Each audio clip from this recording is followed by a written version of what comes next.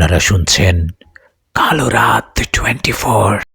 নীলগিরি পাহাড়ের গহীন অরণ্যে এক মায়াবী ঝরনার ধারে বাস করত নীলপরী অরোরা। প্রতি পূর্ণিমার রাতে সে যখন ডানা মেলে মরতে নেমে আসত, পাহাড়ের চূড়ায় বসে মুগ্ধ হয়ে দেখত এক যুবককে। তার নাম আরিয়ান। আরিয়ান কাঠুরে হলেও তার হাতে ছিল জাদুর সুর। সে যখন বাঁশি বাজাত, বনের পশু পাখিরাও থমকে দাঁড়াত। অরোরা আড়ালে থেকে রোজ সেই সুর শুনত। একদিন বাঁশির টানে সে আর নিজেকে সামলাতে পারল না।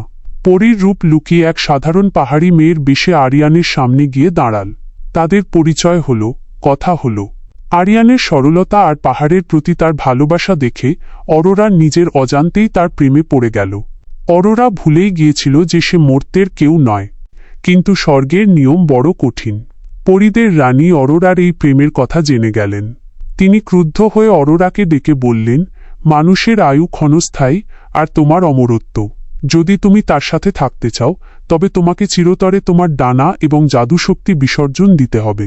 তুমি হবে একজন সাধারণ মানবী, যার কোনো পিছুটান থাকবে না। অরোরা এক মুহূর্তও ভাবল না। সে জানত, আকাশের অসীম শূন্যতায় একা ওড়ার চেয়ে আরিয়ানের ছোট কুঁড়ে ঘরে তার পাশে থাকা অনেক বেশি সুখের।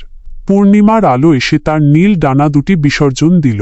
তার শরীরের জাদুকরী আভা মিলিয়ে গেল, কিন্তু হৃদয়ে জেগে রইল এক নিটোল ভালোবাসা। আরিয়ান যখন জানল অরোরা তার জন্য নিজের স্বর্গ ত্যাগ করেছে, সে তাকে বুকে টেনে নিল। নীলগিরির সেই ছোট্ট কুঁড়ে ঘরে আজও শোনা যায় আরিয়ানের বাঁশির সুর, আর তার সাথে মিশে থাকে অরোরার তৃপ্তির হাসি।